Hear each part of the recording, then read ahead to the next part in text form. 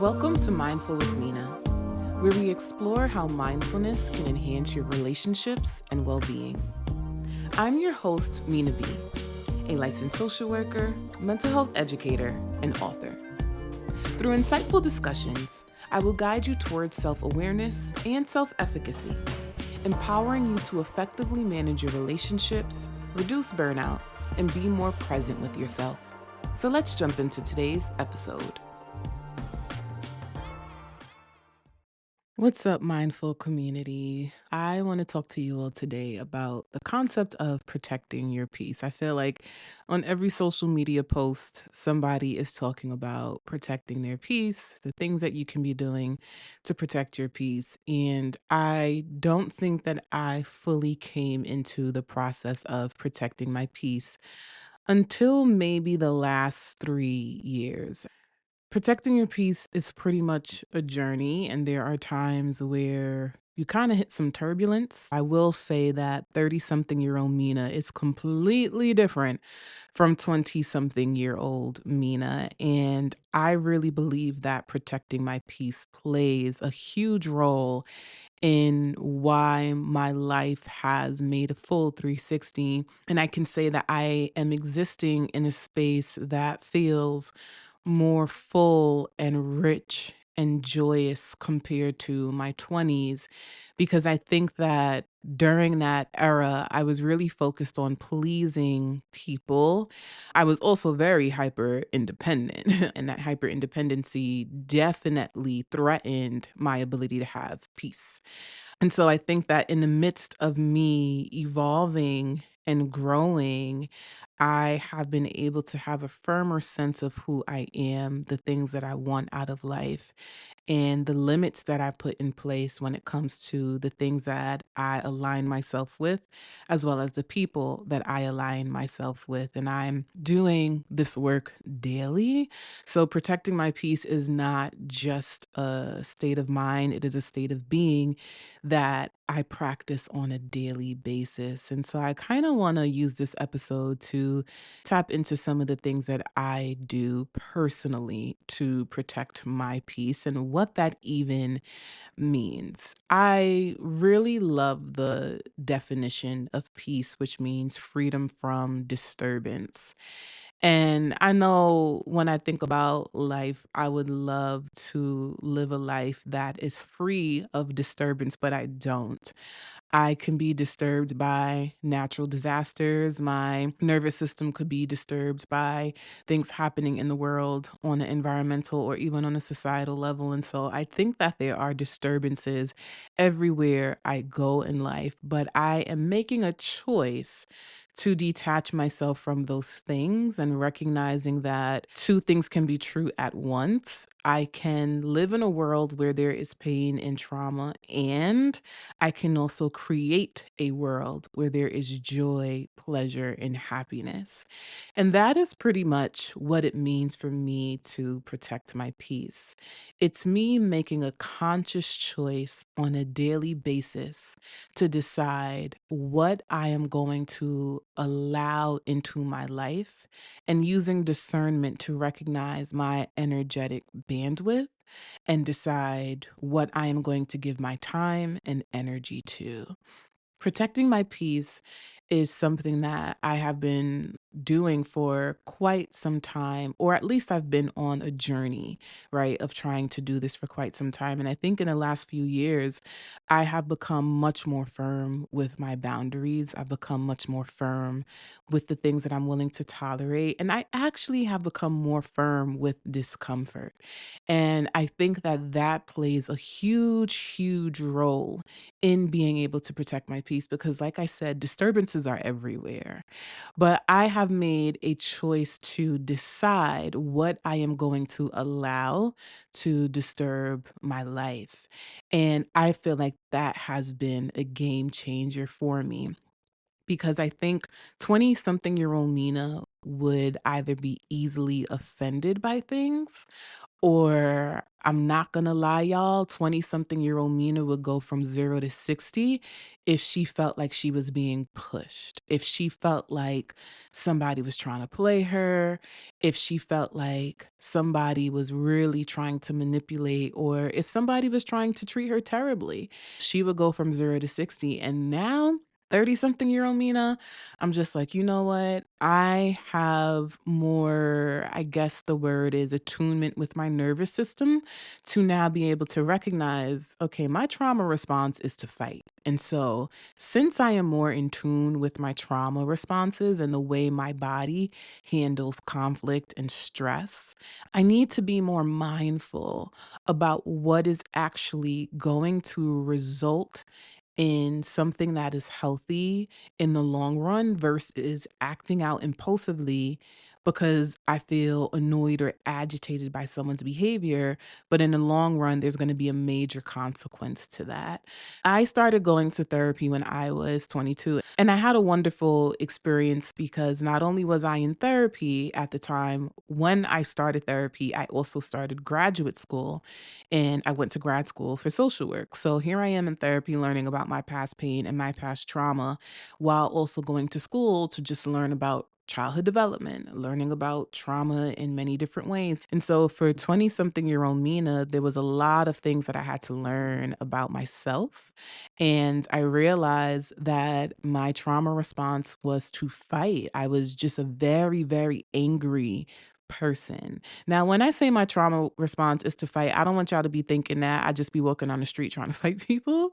But I am very, very sensitive to disrespect. And I'm sensitive to it because I felt like for a very long time in my personal life, I was surrounded by people who felt very comfortable disrespecting me. As a child, I was bullied. And so I already had to deal with that trauma from a young age. But as I got older, I remember having a lot of conflict with a particular family member who exhibits a lot of traits of narcissistic personality disorder as well as borderline personality disorder. And this is a particular person in my life who I perceived as very violent. And so, because of that, I always felt like, well, I'm not about to let you become violent with me and think that you can just get away with it. And because I've been dealing with it since I was so young, I kind of grew into this person that was just like, there is no way I'm going to move through the world letting somebody feel comfortable disrespecting me. If I wasn't willing to tolerate it from this family member, I definitely am not going to tolerate it from a stranger. And so 20 something Mina was just out here letting it be known like, don't play with me. I'm not to be played with. And there were moments where I'm gonna be honest with y'all, I can look back and I'm like, yo, like I'm lucky to be safe because when I tell you, sometimes when your trauma response is to fight, you are that person who would bring a knife to a gunfight. And you are going to realize that there is somebody who is willing to become more violent than you. I think social media helps us get a glimpse into some of the behaviors a lot of people engage in that you're like, wow, like you allowed your anger to get you to that place. And there are times where I seriously reflect and I'm like, I cannot believe I allowed my anger to get me to this place. But I am also grateful that I was protected because my anger could have allowed really, really bad things to happen to me. I could have dealt with some really major repercussions and consequences as a result of being very, very angry. And so being in therapy really taught me how to let certain things go and learn how to tap into forgiveness and release myself from the pain and the trauma that felt like it was just attached to my life. It really helped me learn how to regulate my nervous system, but most importantly, being in therapy just helped me recognize the type of life that I want to live and to be reflective and ask myself, well, if you want peace, you want joy, you want happiness, what choices are you making that's going to align with your goals? And I will have to say, being angry all the time person did not align with my goals because I wanted to be in fruitful relationships. I wanted to live a very fruitful life, but I was angry. I was always pissed off. I was always on guard, waiting for somebody to try me and then having to put people in their place to let them know I'm not to be messed with. And I had to learn how to lay that down, and I think the hyper independence in me too manifested as a result of that trauma response because I felt like I had no choice but to maneuver through the world a particular way because I didn't know how to ask for help. I didn't know how to lean on others for support. I had a really counter-dependent personality where I was like, I will just carry all these burdens. I would carry the weight of the world because I feel like I have no choice but to, but it was making me angry. It's not like I was existing in this hyper independent state and it felt good. It was like, this is so agitating. Like, this is so annoying that I feel like I have to do everything. And so, as a result of that, it led to me staying in a state of anger. And so I'm really grateful that being in therapy helped me recognize that if you want peace, you have to work toward it. Joy is something that you cultivate, it doesn't just fall in your lap. If you are saying you want a peaceful life, you have to be reflective enough to say, I am standing in my own way. Because here's the thing. Your trauma may not be your fault, but your healing is always going to be your responsibility.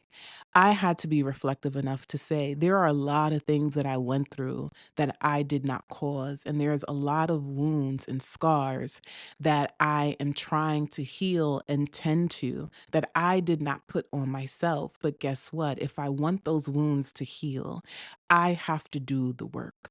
I have to step up to the table and say, what are the things that I need to release? What are the things that I need to let in? And how can I embark on a journey of wholeness and seeking completion within oneself by practicing self attunement and self awareness to be able to see you are standing in your own way, girl. I would be able to look in the mirror and say, you are contributing to the dysfunction. You are contributing to the chaos. And then you're going to bed at night wondering why you are feeling the weight of stress and heaviness on your back.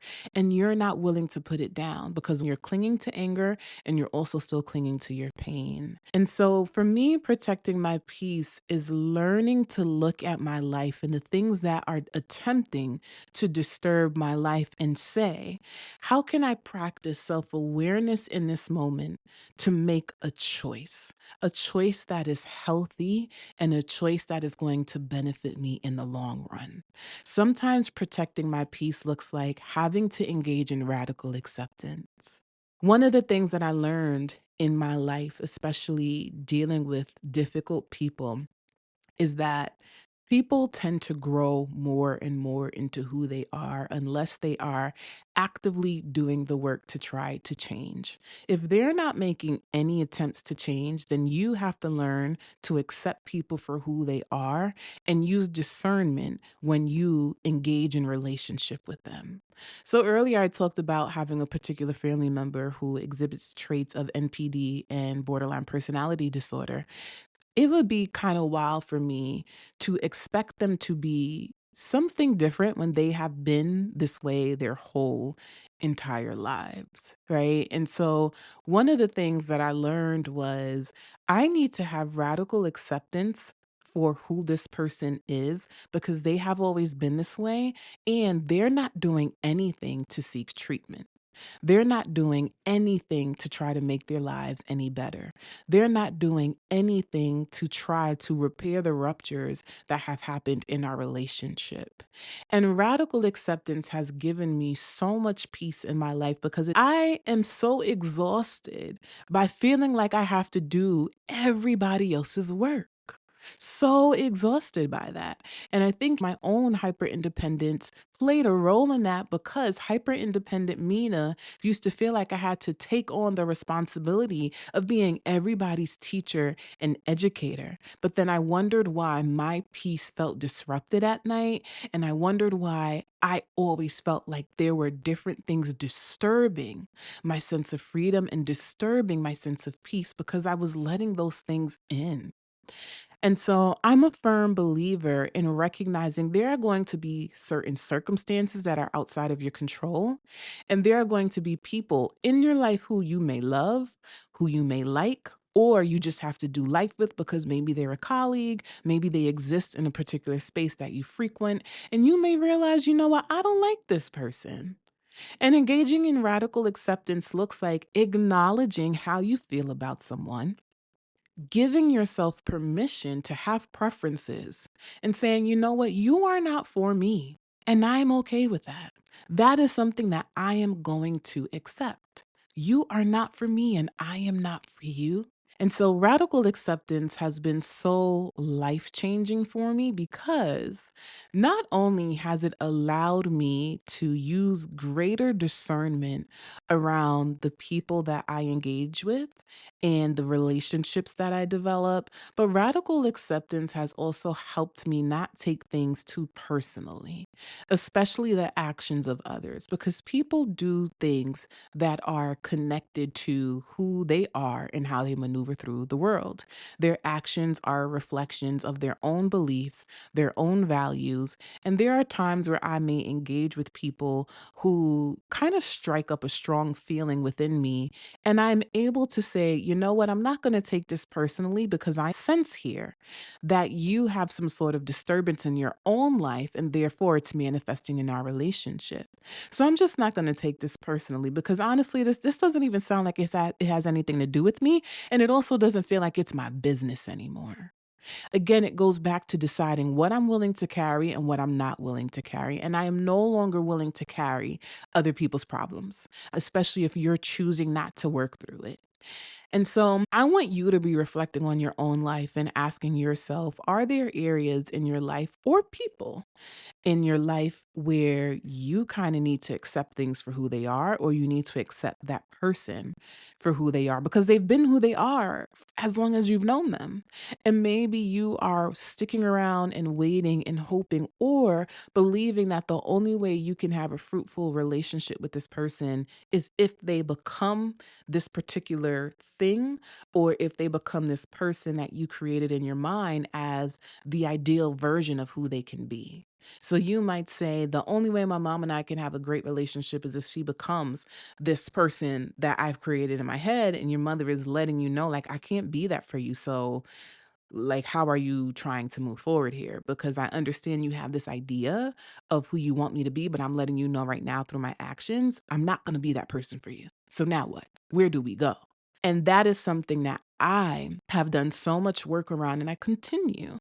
I continue to do so much work around that because it allows me so much peace and so much freedom in my relationships when I do allow people to show up as who they are instead of trying to mold them and shape them. I can ask myself, what flexibility do I need in this relationship?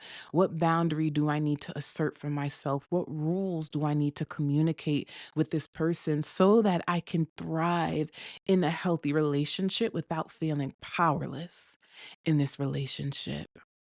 Another thing that has helped me protect my peace over time is learning how to be okay with disappointing people.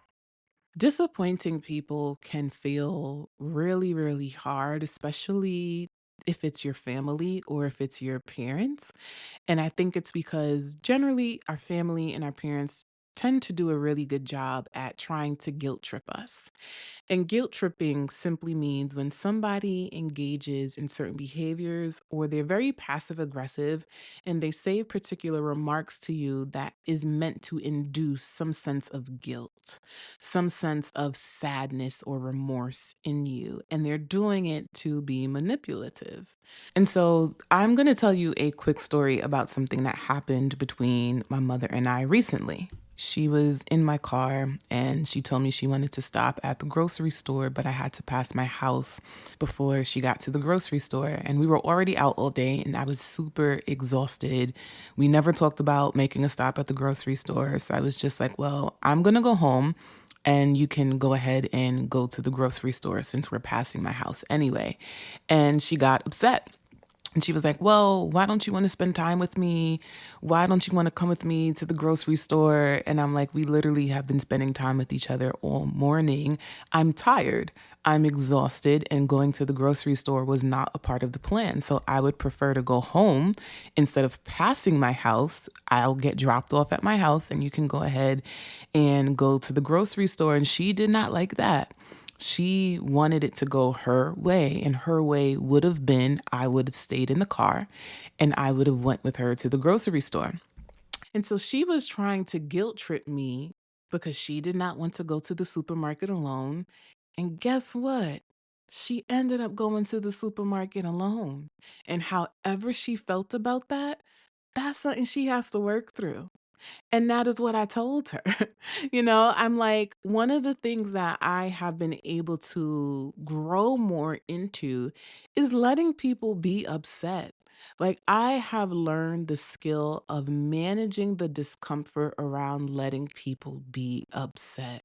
And over these last few years, I have learned to stand more firm in my needs and my desires, no matter how small they are and no matter how big they are.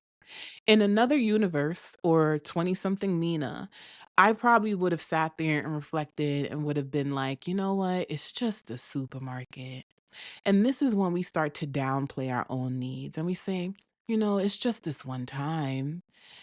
It's not like it's a big request. It's not this. And we start to minimize our desires and our needs. My desire was I'm tired. I want to go home and I want to lay down for a second. I really have no desire to walk around the supermarket. And I know my mother. When she goes in the supermarket, she'll have 5 items on her list. Next thing I know, she has more than 5 things on her cart because she's roaming and roaming and roaming. And I'm just looking at her like, you said you were coming in here for eggs and milk, and you have gone up and down every single aisle. Why are we still in here and it's been 30 minutes? So that was another thing. I know my mother, I know her behavioral patterns. I'm not going to pretend as if she's not who she is. And so for me, I had to stand firm in my need. And I also had to do the work of not minimizing my need. If I'm tired, I'm tired, and nobody gets to dictate for me what I get to be tired about. And nobody gets to dictate for me what I can or can't be tired from.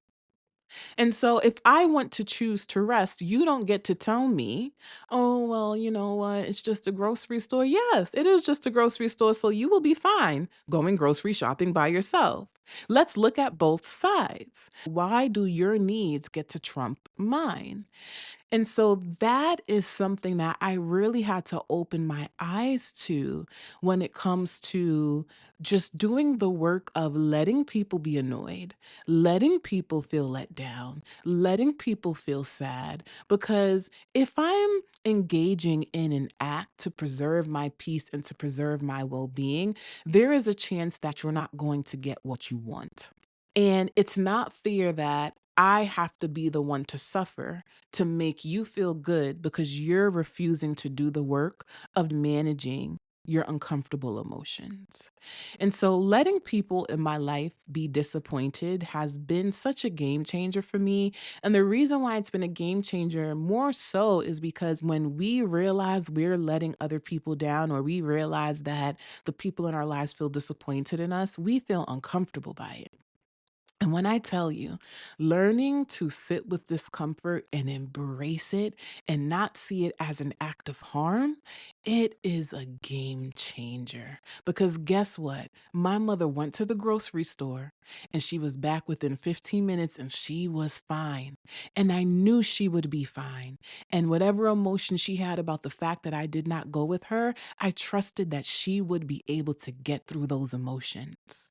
Saying no to someone is not an act of harm. And another thing that my journey taught me is that feeling discomfort is not always synonymous with feeling unsafe.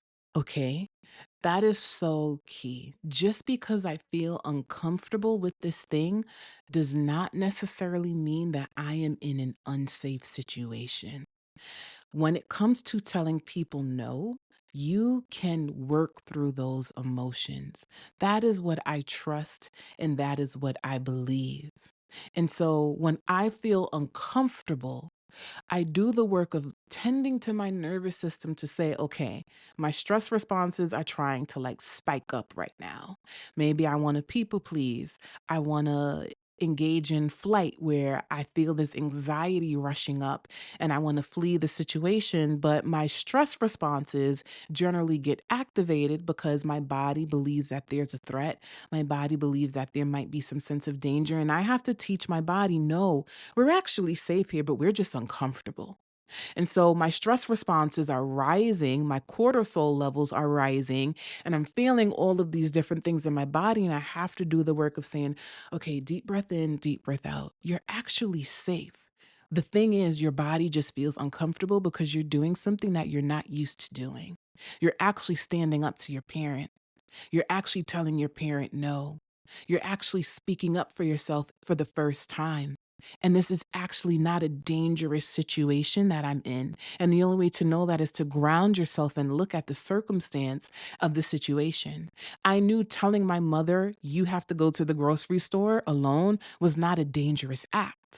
But old Mina would have felt my body overcome by nervous system dysregulation, and my body would have felt like, oh my God, you said no?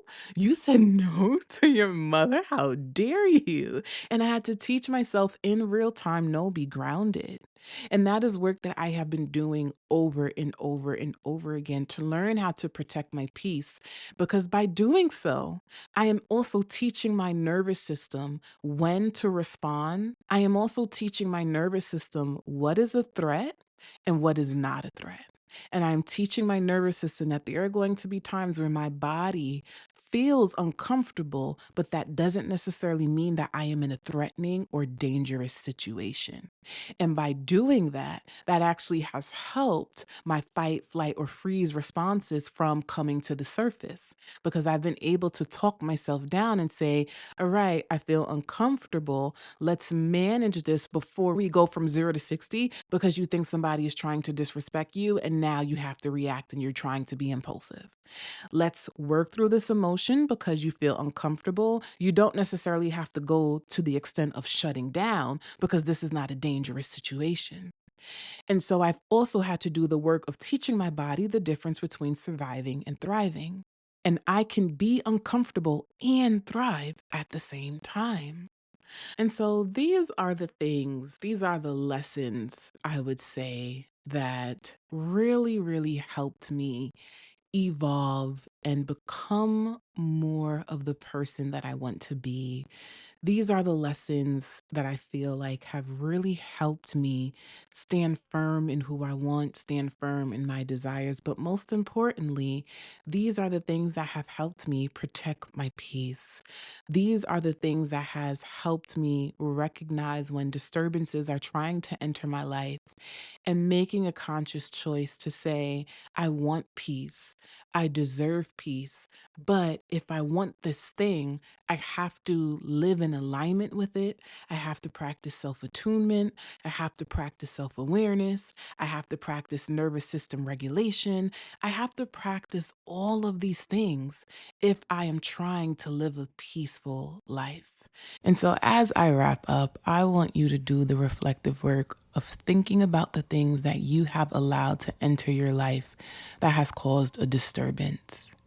And what are the things that you can do to eliminate the disturbances that you take on? Maybe it's because you're hyper independent. Maybe it's because you still struggle with people pleasing.